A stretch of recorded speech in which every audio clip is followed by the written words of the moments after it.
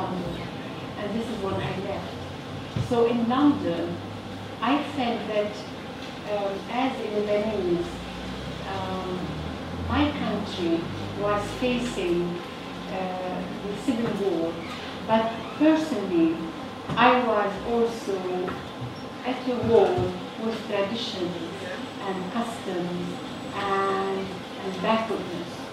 And I felt that I want to merge the two things together. It would be a war, an inner war with everything, like the traditions and the taboos and the actual civil war. And this is what I did in that novel. And I was very truthful, not to be polemic, not to point fingers, not to be enraged because what happened to Lebanon, but to create an imaginable novel about what was going on. And this is when I created the character of Zara. I remember when I was writing it in London, in a tiny flat, called tiny flat, I felt that I had no restriction whatsoever, either with language, either with characters, either with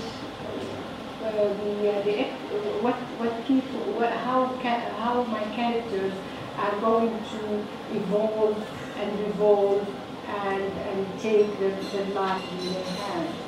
And this is when I felt that the sniper would be very important to the novel. Although people in Lebanon at that stage, if you say a sniper, everybody will tremble. I wanted to have a power on the snipers and sniping who were, killing people at random. So by writing about this sniper, by making sniper meeting with my character, but by making them having a sexual relationship, so in a way I was having a power on the sniper and on the war itself. Can I ask you about the location and place? Because it seems to me, while you have freedom of language, freedom of character, your work is extraordinarily focused on that city, and also obviously in London as well. But removed as you have been at times from, geographically removed from Beirut, how do you conjure it? How do you go about rendering somewhere so vividly? Do you just travel back in your memory all the time? Do you watch footage? Do you talk to people who are there? Because it comes alive as a place, even as much as the characters. Yeah, well, the story of Zara, I was still fresh, I was still like living in Lebanon. With my other book, Beirut Blues, I depended on friends, I depended on the memories, because I remember when I used to go to Lebanon even during the battles and the havoc. I used to take my two children and go every year. And now, last year, my daughter said, I can't believe that you used to take us. I remember I'll take them with a friend of mine and we'll say, now duck down, cover your head. There is a sniper or there is a militia here, a checkpoint. And he said, Mother, how did you do that? I said, yes, maybe I shouldn't have done that. But Lebanon was so important to me to go and see. And even during the war, in a way, you have to see things, what's happening.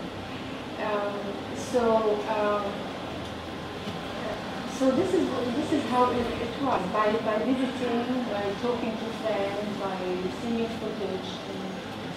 I'm very aware of the fact that Yeah. we have only about other projects. I want to ask you three very specific things. One of them is about form. You've written a history novel, you've written a novel with multiple voices. How do you, and at what point do you decide about the way that you're going to control the material? When like every other novelist, I really suffer. I start with something and I have to catch the voice. Sometimes I write 150 pages and I said no, it's nothing. I have to capture the voice and then the narration. And then if I did for the first time, it's fine. If I didn't, I have to go on and on until I find the right. And you know, I think every novel, the subject of the novel, in a way dictates how am I, the style, and how am I going to go about it. But is that what they include? Yes, absolutely. Because I wrote, I remember, 150 pages about a girl, again, living in Beirut, the same character. What was her name? I forgot. Soha, the same character. But I said, no, I'm not in Beirut. I can't fake it. I'm not in Beirut. I am in London. So it has to be letters. It has to be a girl who is writing letters, and one of them to her friend who is abroad in London. Was about it is me, as if I was writing a letter to me as well. And this is how I created it, because also in the place of siege and war, and this is how the olden times they used to correspond, not even by telephone, by letters and by news, how to reach each other. And this is how the subject of the novel made me choose. And how was it for you to begin to write about London? Because there's a wonderful eye that sees things that many native Londoners just brush by. And I'm intrigued by whether or not it was a different process for you and how you felt about writing about this other city. I thought I was still living in the Arab world even when I was living in London. And it wasn't true, because I was commissioned to write a short story for an anthology about living in London, which was called I Sweep the Sound of Rooftops. Immediately when I sat to write, I said, oh, I have nothing. And of course, I had so many things to write. And then I wrote 2 plays about London, which were performed at the Hampton Theatre, about exile, Arab exile in London, Moroccans and Lebanese, etc. And it was time, I think. I felt that I have so many things to say about London. And this is when I started writing, and it was so easy, because I would go to the Edgeworth Road, and every time I went to the Edgeworth Road, I came back to the chapter. And one time, it was raining so much, and I didn't meet anybody. And usually I meet people, I talk to people, and then that night, I didn't meet anybody. I said, oh, never mind, tomorrow I'll come and I'll write something. I